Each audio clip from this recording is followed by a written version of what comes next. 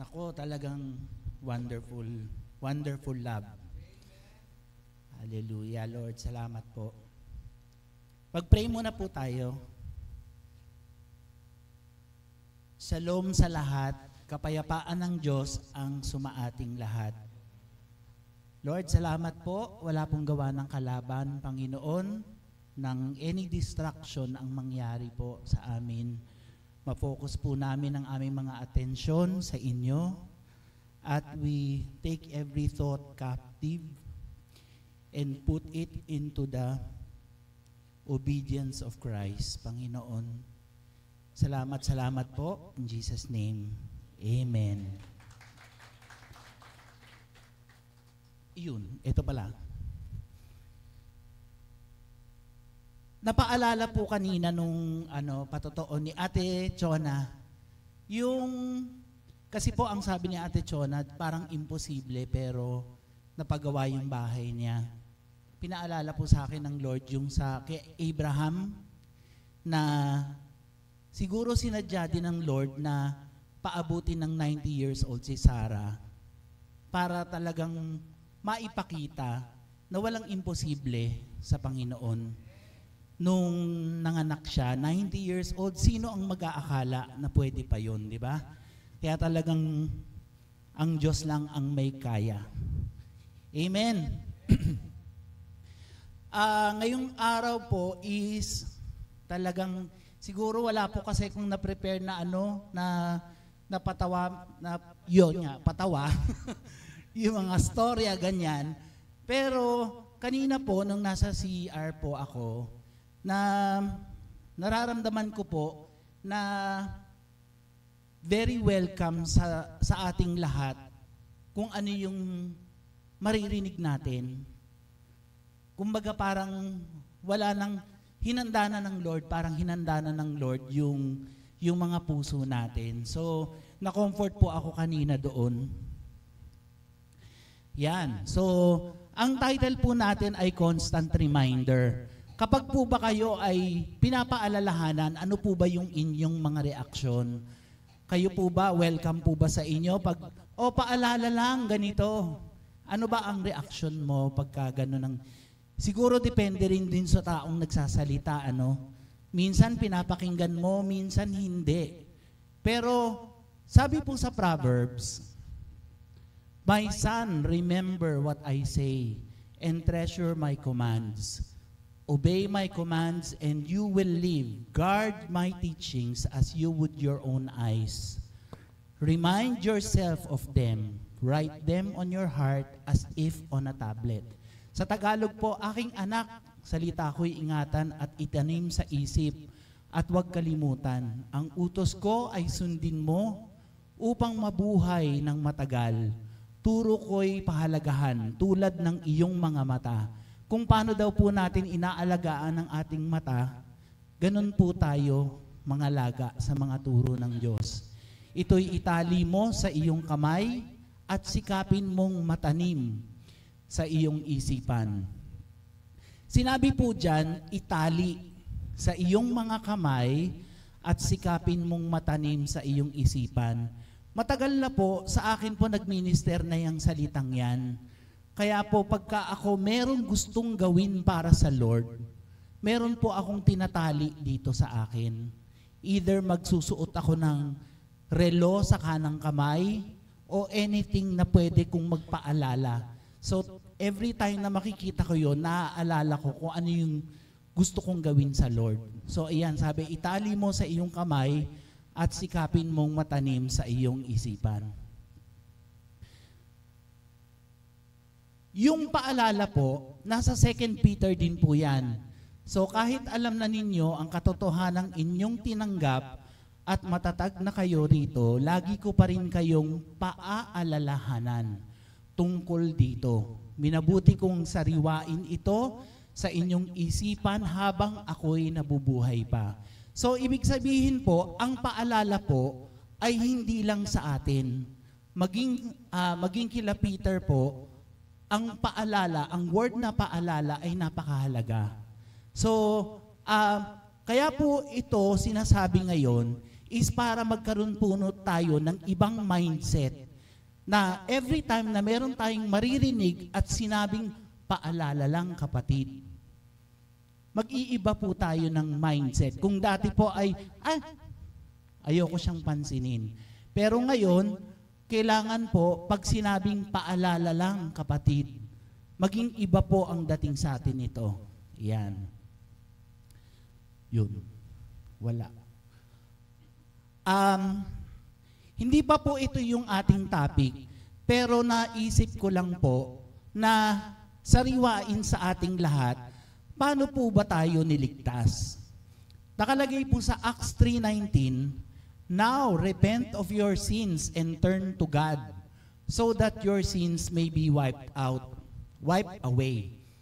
Ang nakalagay po dyan, sa kaligtasan po, napakahalaga po na sa ating lahat, yung word na repentance at yung faith. Sa kaligtasan po ng tao, naandoon ang pagsisisi at pananampalataya. Tama po ba? Bago maligtas ang tao, kailangan dumaan siya sa repentance. At kailangan siyang manampalataya. Tama po? Ngayon po, baka kasi merong confusion, merong kaguluhan sa isip, kaya po natin ito pag-uusapan. Minsan po, baka akala nyo, kapag kayo ay sumunod sa Panginoon, ay kasama ito sa kaligtasan. Hindi po. Hindi po. Pag kayo ay sumunod, hindi iyon ang kaligtasan. Dahil sinabi po, mag-repent, magsisi sa kasalanan, at manampalataya. Nilinaw ko lang po, dahil ang pagsunod, ang obedience, ay bunga lamang. No? Bunga ito kung ito ay yung kaligtasan na inaalok ng Panginoon ay natanggap ng tama ng isang tao, automatic sa kanya ang pagsunod. Amen po? Amen. So, ang obedience po ay bunga ng pakikinig sa tamang good news, gospel. Amen? So, iyon po para maliwanag. Baka kasi, sumusunod ako sa Panginoon. Teka muna, hindi po yun. Kailangan magsisi sa kasalanan at manampalataya. Yan. Medyo kinakabahan po ako. Ewan ko kung bakit. Ayan, ilang beses na naman ako nakatayo dito, nakakanta na, pero ewan ko kung ano nangyayari. Pero ayun po, ayan po ang gospel of good news of God's grace, no? Kaya ko po yun nabanggit dahil makikita po natin kung wala o kulang ang obedience, ibig sabihin, hindi malinaw ang gospel. Uulitin ko po, kung hindi makasunod, ibig sabihin, hindi malinaw ang pagkakaunawa sa mabuting balita ng kaligtasan. Yan. Ngayon, ang tanong po, uulitin ko lang po ang good news, no? Wag po siguro narinig niyo na to, pero mas maganda na malinaw. Amen ba? Amen. Bakit ko sinasabi 'yon? Kasi kailangan talaga magbunga ng pagsunod ang magandang balita. Kung tayo ay nakita natin, naligtas tayo, naranasan natin ang kabutihan ng Diyos, magbubunga ito ng pagsunod. Hindi na kailangang sabihin sa'yo, uy, sumunod ka. Kasi alam mo na ikaw ay pinahalagahan, minahal ka ng Panginoon, therefore ikaw ay susunod. Yan. So sabi po sa Roma 3:10, walang matuwid, wala kahit isa. Meron po bang matuwid?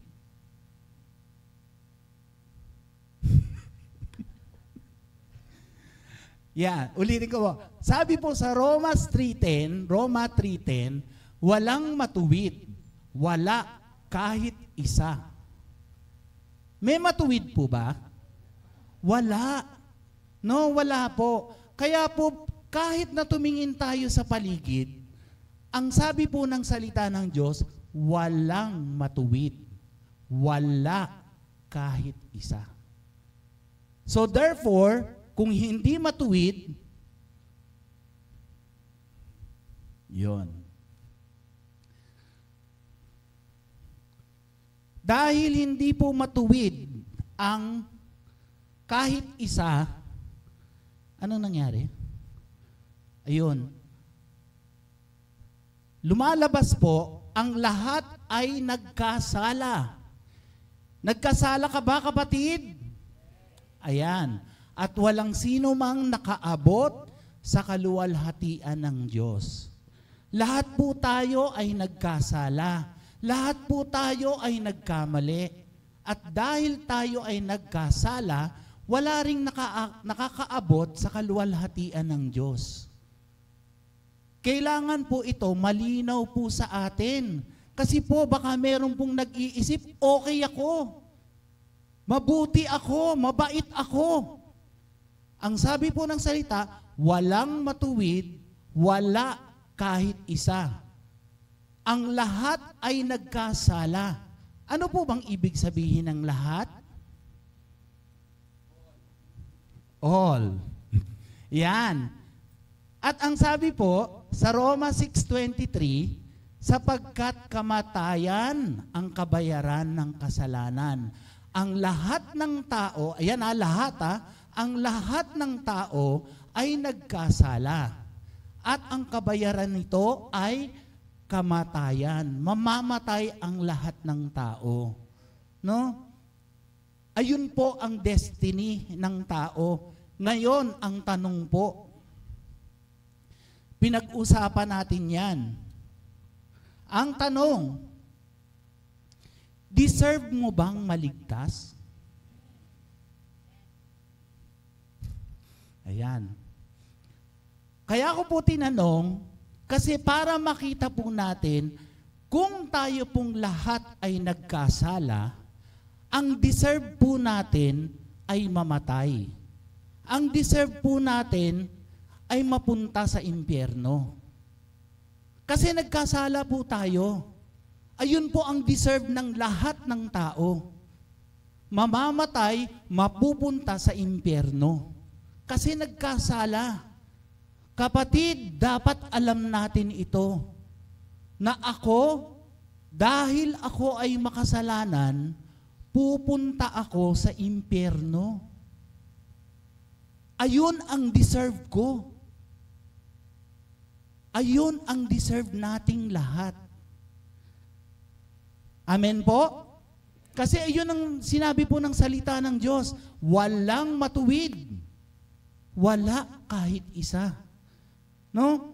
Ngayon po, sabi po dito sa Titus 3:5, iniligtas niya tayo, hindi dahil sa ating mabubuting gawa, kundi dahil sa kanyang habag sa atin. Kaya tayo po naligtas dahil nahabag ang Diyos sa ating lahat, kaya dinala niya ang kanyang anak, ibinigay niya ang kanyang anak para tayo ay maligtas. Doon palang maliligtas ang tao. Hindi po natin deserve na maligtas, pero dahil nahabag ang Diyos, ibinigay niya ang anak niya, kaya kung sino man ang mananampalataya at magsisisi sa kanyang kasalanan, dun palang maliligtas ang tao. No, dun palang maliligtas ang tao. Ang sa akin po, gusto ko pong masabi ito kasi gusto kong mapaalala na hindi ko talaga deserve ang kaligtasan. Nahabag lang ang Lord sa akin. Minahal kasi ako ng Diyos, kaya dahil sa kamatayan ng kanyang anak, niligtas niya, nilinis niya ako sa aking mga kasalanan. Amen po? Ayan. So ngayon, ang tanong, deserve mo ba na maligtas? Hindi, no? Kailangan po malinaw po yan. Deserve mo ba na maligtas? Hindi. Pero dahil sa biyaya ng Diyos, kaya po tayo nagbabanggit ng, di ba kinakanta natin, sukdulang biyaya mo. Biyaya po ng Diyos. Kaya tayo naligtas. Kasi mabuti po ang Panginoon. Mabuti po ang Panginoon. Kaya po sinasabi natin, God is good. Kasi kung hindi dahil sa ginawa ng Diyos, hindi ako maliligtas. Amen po? Kaya po walang sino man ang pwedeng magmalaki. Amen? So, yun po, kaya po natin yan pinag-usapan para po malinaw. Kasi sa totoo lang po, alam ko, alam nyo na to. Alam ko, narinig nyo na ito. Pero kailangan po itong ipaalala. Kasi nalilimutan po ito ng tao. As we go along, habang nagjo-journey tayo, naiisip natin, deserve ko namang maligtas eh. Pero ang totoo po hindi. Biyaya lang talaga ng Panginoon. Ayan, thank you po. Thank you Lord. Salamat po. Dahil kung hindi ibinigay ng Diyos ang kanyang anak, sino ang maliligtas? Wala. Walang maliligtas. Hindi natin kayang iligtas ang ating mga sarili dahil tayo ay mabuti. Sabi nga po, hindi dahil sa ating mabubuting gawa, kundi dahil sa kanyang habag sa atin. Ayan, inuulit lang po natin yan, nire-review lang po natin yan. Ngayon, dahil malinaw na po yan, hindi ko deserve. Ngayon kapatid, nagjo-journey na tayo. Andito na tayo sa simbahan, ano? At gusto na nating makasunod ngayon. Ngayon susunod na tayo sa Diyos. Kasi ngayon natanggap na natin, napaalala na sa atin na Lord, oo nga, napakabuti mo sa amin, kaya kami ay susunod. Amen? Ngayon po, dahil susunod tayo, kailangan po, sa ating journey, nakita ko lang din po ito, na mahirap mag-journey, mahirap lumakad sa pananampalataya kung sa tao tayo titingin. Nangyayari po yan sa atin, no? Siguro narinig nyo na yan sa mga cell leader nyo. Huwag ka sa tao titingin. Tama po ba? Narinig nyo na yan? Sinabi na sa inyo yan ng cell leader nyo? Huwag sa tao titingin. Kasi pwede tayong ma-stumble, pwede tayong mapigilan sa ating paglakad dahil sa tao tayo nakatingin. As if yung ating pananampalataya nakabase sa ating kapatid. No? Dire-diretso lang tayo sa Panginoon. No? Dire-diretso tayo sa Panginoon. Hindi magdidetermine ng ating paglakad yung mga taong nakapaligid sa atin. Bagkus, gagawin natin sila na encouragement sa atin. No? Blessing sa atin yung mga kapatid natin dahil tayo ay nahuhulma dahil sa ating mga kapatid. Amen ba? Pero, huwag kang mapipigilan kapatid. Baka mamaya hindi ka na umattend. Di ba? Hindi po kalooban ng Panginoon na ikaw ay tumigil sa pananampalataya mo. No? Kaya walang makakapigil sa iyo, dire-diretso ka lang sa Panginoon, attend ka ng attend.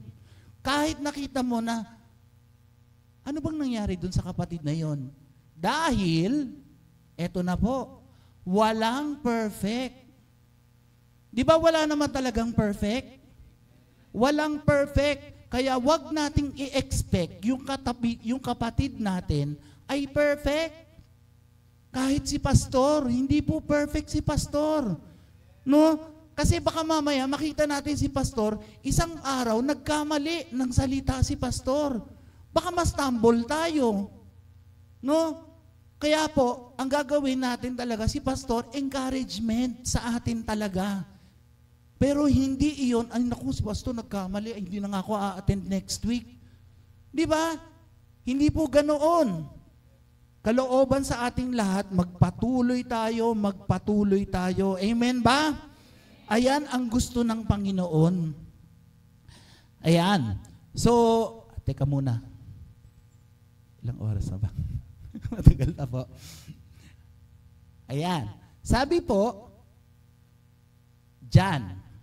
Mag-stick po tayo dyan. Sabi po, aking anak, salita ko'y ingatan at itanim sa isip at huwag kalimutan. Kaninong salita po? Salita po ng Lord. Aking anak, salita ko'y ingatan at itanim sa isip at huwag kalimutan. Tinanong po ni Pastora yan. Ako po, diretso lang po ako magsalita. Real talk lang po ito. Ipapaalala ko lang po, last week, sinabi po ni Pastora, sino ang nagbabasa ng Bible? Naalala niyo po ba yon? Ang sabi po ni Pastora, kapatid, kung hindi ka nagbabasa, diba? Ang sabi po, kung gusto, may paraan. Kung hindi, may dahilan. Kung ayaw, may dahilan. Totoo ba yon? Totoo po no? Kaya po, ang salita, sabi po ng Bible, ingatan at itanim sa isip at huwag kakalimutan. Ngayon po, kaya po natin ito pinag-usapan kasi eto na. Sabi po sa Proverbs, as the man thinketh, so is he. Kung ano ang kanyang iniisip, ayun ang kanyang ginagawa. Tama po? Kung ano yung kanyang iniisip, ayun ang kanyang ginagawa. Pero, kung hindi iyon ang iniisip niya, hindi iyon ang gagawin niya. So, kung hindi po nagbabasa ng Bible, wala ito sa isip ng tao. Tama ba?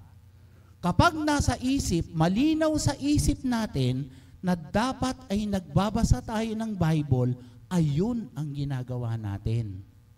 Tama po? Ayun. So, paalala po, kung ano yung iniisip natin, baka kailangan baguhin natin yung mindset. No? Hindi po ako wala po akong karapatang magalit. Sinasabi po, baka ito yung mindset natin na kailangang palitan. No, palitan po natin. Kung medyo negative ang dating sa iyo ng pagbabasa, baka kailangang baguhin ang mindset para magbabasa na. Ayan. Ngayon po, sabi po, salita ng Diyos. Salita ng Diyos. Kapatid, gaano kahalaga sa iyo ang mga salita mo? Gaano kahalaga sa atin yung ating mga salita? Kapag ikaw ba ay nagsalita, gusto mo pinapakinggan ka? Siyempre, di ba? So sa Lord, yung mga salita niya, gusto ng Lord ay binabasa. Tama po? Kasi kung tayo nga mismo subukan mo nga magsalita doon, tapos nakita mo nakikipagkwentuhan yung mga ibang kasama mo, ano yung mararamdaman mo? Diba? So, ang sabi po ng Lord, mahalaga po sa Kanya, no, ang Kanyang salita at kailangan nating pahalagahan. Uulitin ko lang, babalik na naman ako, magre-rewind. Biyaya po ang kaligtasan natin. Biyaya po, no? Hindi po tayo makakapagmalaki sa Panginoon dahil impyerno ang dating natin, ang punta natin, di ba? Amen. Yon. Luke 6:45. Sabi po, out of the abundance of the heart, the mouth speaks. kung ano yung nasa puso, ayon ang lalabas. Alam niyo po, ito ang salita ng Diyos. Sabi po dyan sa salita, kung ano ang nilalaman ng puso ng Diyos, ay nasa kanyang salita. So kung tayo ay nagbabasa, ibig sabihin, nakikita natin yung laman ng puso ng ating Panginoon. Kaya po tayo magbabasa. Amen po? Hindi po ito assignment, o basahin mo. Hindi po. Magkaroon po tayo ng ibang mindset, puso ito ng Panginoon. Kailangan ko itong basahin. Amen? Ayan. Sabi po din ng Lord, I am the way, I am the truth, and I am the life. Ito po ang daan, ito ang katotohanan, ito rin ang buhay. Amen?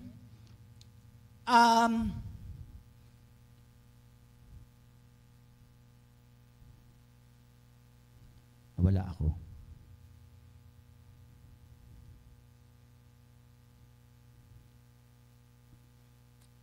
Ayan. Gaano po, nakakaramdam ka ba kapatid na minsan malayo ang Panginoon sa iyo? Parang ang layo-layo ng Lord sa iyo. Alam niyo kung gaano po kalapit ang Lord sa atin? Ganito lang siya kalapit. Hindi po malayo ang Lord. Ito po ang kanyang salita. Amen ba? So kung gusto mong makatagpo ang Panginoon, magbabasa ka lang ng Bible. Makakatagpo mo na ang Lord. Na-share ko po ito sa intercessor. Kasi po, di ba, pag kumain tayo ng prutas, pagkain po natin ng prutas, kunwari, papaya. Papaya. So, ang papaya po ay fiber at vitamin C. Tama ba ako? Hindi ko alam. Ayan. Yung papaya po, hindi naman natin nakikitang pumapasok ang fiber at yung vitamin C. Di ba? Pero pag kumain po tayo, alam natin na vitamin C yung pumasok sa atin at yung fiber. So pag nagbasa po tayo ng Bible, ang Espiritu po ng Diyos ay sumasa atin. No, sumasa atin po. Sa tuwing magbabasa tayo ng Bible, maaaring hindi natin nararamdaman, pero ang Espiritu po ng Diyos ay nakakakilos sa atin. Amen. So, ayan po yung nakita ko lang po na minsan po kasi talaga merong mindset tayo, no? May mindset po ang tao, kaya hindi siya nagbabasa ng Bible. Kailangan po makita natin, hindi po yan parang libro lang, ganoon.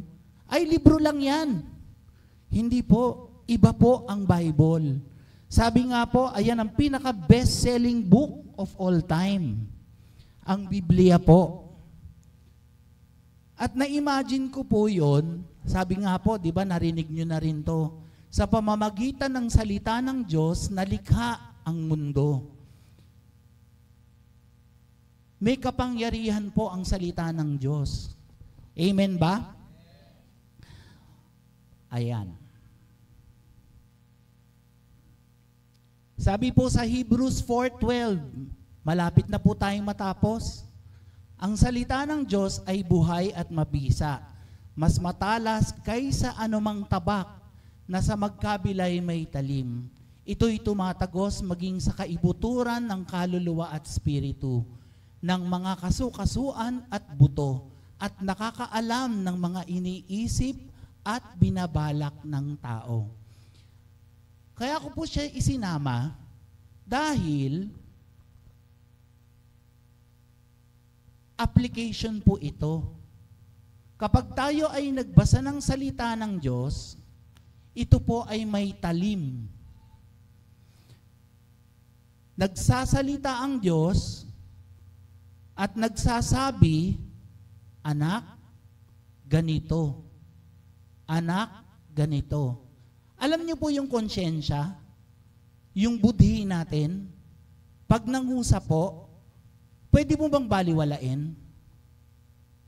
Hindi mo siya pwedeng baliwalain di ba? Pero ang salita po ng Lord, ganun din ang effect. Pag nagbabasa po tayo at nagsalita na ang Diyos sa atin, ibig sabihin iyon ang totoo. Nagre-reflect po ang salita ng Diyos kung ano, sino tayo. Amen? Kaya sabi ko kanina po, application ito. Kapag nagbabasa tayo ng Bible, ng salita ng Diyos, kailangan po merong talim. Nararanasan natin yung talim. Tumatagos ba ito sa kaluluwa at espiritu natin? Sa kailaliman ng pagkatao natin? Pag nagbabasa po ba tayo, eto ba ang talab nito? Eto ba ang bisa nito? Kaya po ang sabi, ang lahat ng kasulatan ay kinasihan ng Diyos at nagagamit sa pagtuturo. Natuturuan po ba tayo ng salita ng Diyos? Baka nagbabasa tayo pero hindi tayo natuturuan. Di ba? Sa pagtatama sa maling katuruan, nakokorek po ba tayo pagka meron tayong maling kaisipan? Natutuwid po ba tayo sa mga likong gawa natin? At sa mga pagsasanay para sa matuwid na pamumuhay? Application po ang tinutukoy ko, hindi ko po sinasabing basahin niyo po ang Bible. Kailangan lang po, andito po ang Bible, kailangan meron siyang epekto sa atin. May epekto siya sa tuwing magbabasa tayo. Kasi buhay po ang salita ng Diyos. Ayan, eto po. Next slide po natin. Dito ko lang po ito kinuha. Kung mapapansin niyo po, lahat yan ay nasa 2 Timothy. Ang title po, ilan lamang sa mga tumalikod sa katotohanan, sa sinasabi ng salita ng Diyos. Una, hindi ko alam kung paano i-pronounce. Phygellus ba yan? Phygellus at Hermogenes. No? Nandun po yan sa 2 Timothy 1:15. Tumalikod.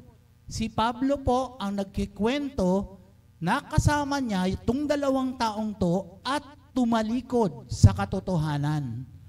Sa 2 Timothy 2:17, eto na naman, si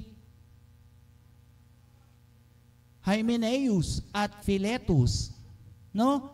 Dalawang tao na naman, tumalikod na naman sa katotohanan. Hindi pinansin ang salita ng Diyos. 2 Timothy 3:2-5. End time characteristics ng mga taong wala, nawala, at mawawala sa pananampalataya. 2 Timothy 4:10, nawala sa Panginoon dahil inuna na ang mga alok ng mundo. 2 Timothy 4:14, si Alexander, kasama ni Pablo noon, siya ay isang panday. Ginawan ng kasamaan si Pablo. Example po lang ito, imagine isang book lang po sa Bible. 5 instances na tumalikod sa katotohanan. Nangyayari noon at pwedeng mangyari ngayon. Amen po? Kaya ito po ay, kung titignan po natin, nakakasiguro ba tayo? Di ba? Kaya talagang kailangan po ng paalala. No, paalala. Babalik tayo dun sa ating title. I-appreciate po natin ang mga paalala or else pwede tayong mawala. Kaya po yung mga Sunday services po natin dito, nagsasalita kasi kailangan natin maalala. Ano nga ba ang sinasabi ng Lord sa atin? Amen po. So ang summary po for today ay, blessed are those who hear the word and keep it. So kailangan pong, kung, eto lang ha kapatid, wala akong alam dito, kung merong maling mindset, i-correct na natin. No? Dahil ang purpose po, ano po ba ang, kung tatanungin po ba tayo, tanungin nga natin ang Lord, Lord, ano po ba ang purpose ng Bible para sa inyo? Bakit ba kami nagkaroon ng salita ng Diyos? Bakit nyo ba sinimulan na magsulat itong mga taong to? Kinasihan nyo para sa amin. Ano bang purpose ng Lord? Di ba? Anong purpose ng Lord? Bakit may Bible? Kasi po, ang Bible po, ang paraan ng Diyos para umabot sa atin. Ito ang paraan ng Diyos para umabot sa atin. Kaya ngayon, kapatid, kung ikaw bibigyan ka ng Bible, makita mo na ito yung paraan ng Diyos para abutin ako. Amen ba? Napakabuti ng Lord kasi talagang iniisip niya na ito yung maging kailangan, meron akong paraan, meron akong way para maabot ko ang mga taong minamahal ko. At ito yung salita, ito po yun. Para makapangusap ang Diyos, para magpakilala siya, para mahayag ang kanyang kabutihan, para magturo at mag-ingat, para mahayag kung sino siya, para magbigay direksyon. Masabi niya kung ano o hindi ang gusto niya. Makikita natin gusto ng Lord, hindi pala gusto ng Lord. So ito yung ating talagang magiging guide, no? Ito ang ating guide. Kaya mga kapatid, ine-encourage ko po pagbabasa ng Bible. Alam niyo po si Miss Marlene, nag-iisip po siya na mag-conduct ng Bible study. At tayo po, meron tayong Bible School, yung ating GNS, Christian Living, para ma-familiarize po tayo sa salita ng Diyos. Ito po ang nagse-set apart sa atin sa mundo dahil kilala natin ang salita ng Diyos. Kaya ini-encourage ko po kayo na wala pa po kasing i-announce natin yung Bible study at saka yung mga GNS, yung School of the Workers. Sana po talagang i-volunteer nyo ang inyong sarili. Wala pong pilitan to. Kayo po ang mamimili nito. Amen? Ayan. Tapos na po. Tapos na po. Ayan. Sana po talagang tumimo po sa atin. Mag-pray na po tayo. Salamat sa Lord. Lord, thank you po sa iyong biyaya, sa iyong kabutihan sa amin, Panginoon. Lord, talagang salamat po. Maaaring mabigat ang aming mga katawan, mali ang aming mga naiisip, Panginoon. Pero Lord, talagang gusto naman po namin talagang humakbang, Panginoon. At talagang akayin niyo po kami, ma-encourage po kami, Panginoon. Lord, na talagang lumago, maging iba ang aming mga lakad sa iyo, Panginoon. Salamat, salamat. Ang lahat ng papuri ay sa inyo. Salamat po in Jesus' name. Amen.